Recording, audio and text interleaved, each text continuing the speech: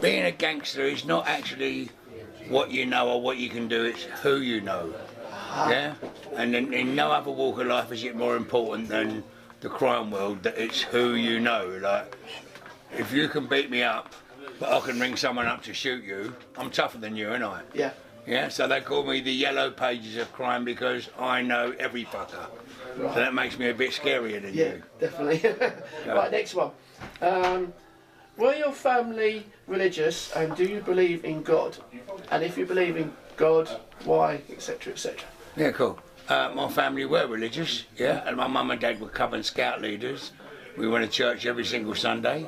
Yes, I believe in God, but I do not actually advocate it or try to promote the fact that I do, because I'd make it look, it was a mockery to the actual religion itself. But I do believe in God.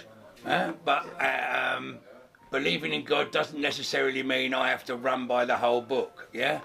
Yeah, I do believe in God. I don't believe in Adam and Eve. I do believe there was dinosaurs. I don't believe he opened the sea, but I believe in God. Yeah, you understand what I mean? So I don't believe in the whole book. And if you're reading about Dave Courtney, you shouldn't believe the whole book. Yeah. Most of it's true, but some of it is shit. Yeah, it's the same as that book, you know. I agree with you. Right. Yeah. Thank you. Who was the hardest man you have ever met? In different aspects. If you're talking about who's the best fighter, yeah, if that's what you mean by hard, I'd say Lenny McLean was the best doorman fighter in a club doorway versus the odds against you, 6 or 7 people. He was the best fighter I'd ever seen. Okay. There's other people that is mentally hard. Yeah, people that are doing 30 years in prison and handling it properly. That's a fucking hard man.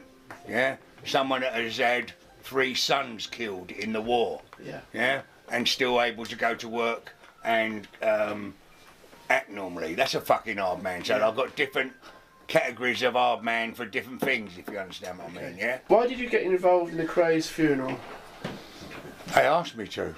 You know, I didn't beg for it. You know, I was actually doing things for the Craze while I was in there. Yeah. And I was their legs and arms while I was actually in prison for the last 15 years of their life. And somebody, when Ronnie Cray died, rung the funeral parlour and went, "We're going to come and burn it down. Not everyone's a Cray Twin fan. We're going to come and burn the funeral parlour down." They didn't know what to do. Rung Reggie and told him about the threat. Reggie rung me and went, "Would I go and sleep in the funeral parlour?" Yeah. I went yes, and while I was sleeping in there for the 2 weeks, they realised how big it was going to be, and they went, "We need security for this." Right. So I ended up doing the biggest funeral since Lady Di, you know, like 750,000 people. Yeah. And what I thought was going to actually enhance my security company and help my life out doing the Creighton funeral, it actually brought me to the attention of the general public and of the authorities. And because I had a hand-picked 150 men of what I thought were the tastiest army I could possibly get, Mr. Glasgow, Mr. Newcastle, Mr. Liverpool, Mr. Manchester, because I had that to as my company to do that day's work, it was the first sign of organised crime, A criminal getting all the other criminals in England to come down to London to celebrate the life of a criminal. It actually destroyed me. It fucked me, so making myself that public. Did you know the Craze before that funeral? Yeah, I said I was working for them for 15 years while I was in prison. Okay. How many people did you allegedly murdered without... I wouldn't have the foggiest idea. You wouldn't know? Okay. Well, they're not going to tell me, are they? No, they fucking murdered, no. Right. If the Craze were alive today and you fell out with the Craze, who would win? Me. Don't laugh, I'm fucking telling you, mate. The Cray Twins were fucking tasty 60 years ago in East London, where there was only 15,000 people in East London, and all of them spoke and understood English.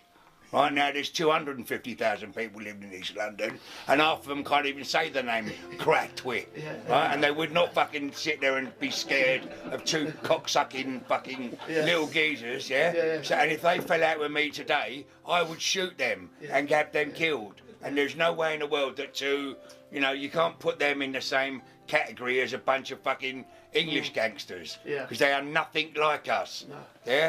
Running East London at the time was fuck all. now the Polish wouldn't listen to him, the Indians wouldn't listen to him, the Jamaicans wouldn't listen to him, the Kosovans wouldn't, no one would listen to him. So like, they'd come fucking unstuck if they fell out of me. And Albanians. Yeah. Have you ever met any of the royal family? Have I met any of the royal family? No, but all depends on who you call the royal family. Yeah, I'm talking about Freddie Foreman, Lenny McLean, Roy Shaw, Charlie Bronson, they're my royal family. Yeah. Right, Go on, you stand there, mate, sorry. do you have any party tricks? Don't be a cunt. That's what he says. I could knock you out with one shot. I know. As a little party trick if you want. So here, do you have any anxiety? Any? Anxiety, like when you step outside of... No. I'm Dave 24 hours a day, and I'm lucky enough, thank you God, that I've never understood what panic done or anxiety. I feel the same, and I treat you the same, sir, as my best friends, as my mum, as my children. I treat you exactly the same, and I'm the same every day, so I haven't got any anxiety. Yeah, I'm lucky like that. When was the last time you cried? When my son was murdered. Oh dear. Sorry to hear that. That's all right, so was he. Yeah. Do you have any nightmares? No. I cause nightmares. I don't have any. I'm lucky. When I shut my eyes, I do not remember anything until I open them in the morning. Hello everyone, and thank you so much for joining me today. My name is Duke, and please continue subscribing. But the sad news that we've got today is one of London's gangster, Dave Courtney, has died unfortunately or untimely at the age of 64 years. Dave Courtney was known for claiming to have links to the notorious Cray twins and boasting that he inspired Vinnie Jones' character in Guy Ritchie's cult gangster film that was Talk and Two Smoking Barrels. Dave Courtney was found dead at his home in Plumstead, South East London on Sunday. A statement on his social media pages said he had taken his own life. Now, according to his Facebook page, the 64-year-old had spent his Saturday watching his football team, Charlton. The statement announcing his death said details about his funeral arrangements would be provided in due course. Now, Courtney was known for claiming to have links to Britain's notorious criminal gang, Cray twins, and arranging security for Rodney Cray's funeral, though he would only have been a child when they were convicted. He also said he had been the target of murder attempts, including being shot at and stabbed during his time in the criminal underworld. Courtney said his exploits had inspired Vinnie Jones' character in the film Lock, that was Talk and Two Smoking Barrels. Courtney would himself pursue a screen career appearing in crime documentaries and low-budget gangster films.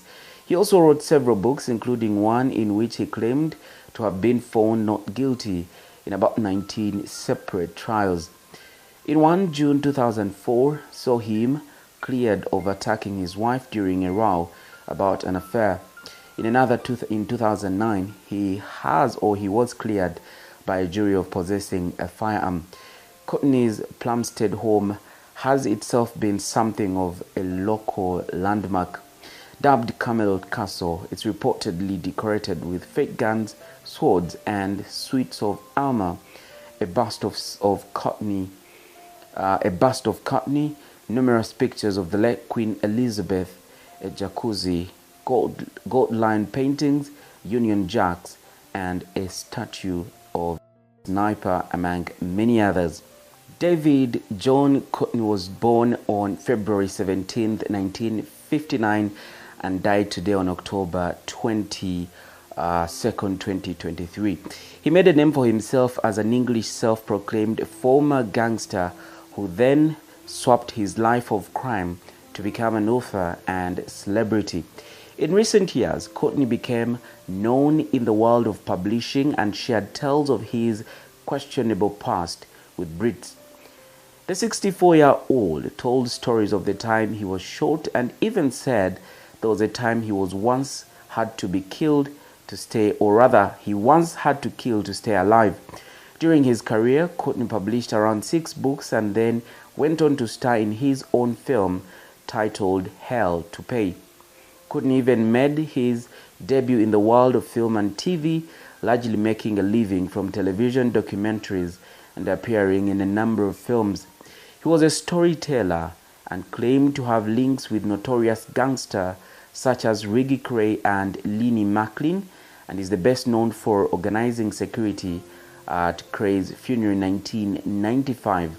The question that a lot of people are still asking is, was Dave Courtney married? Well, Courtney's relationship status was something he liked to keep private. However, he had been married before to Jennifer Laurel Pinto, who he met while she was working at a nightclub Courtney owned. But their relationship hit the rocks in 2004 when Courtney was accused of beating Pinto during a row over her then lesbian lover. He was later cleared of all charges. Courtney made claims that he spent time in Belmarsh prison as a high security prisoner. Courtney also had a few close shaves when it came to serving time. In 2009, the former gangster avoided jail time after being charged with 2 firearm offenses. Well, that's the little we could get for you. Thank you so much for joining us. My name is Duke. Until then, it's a goodbye.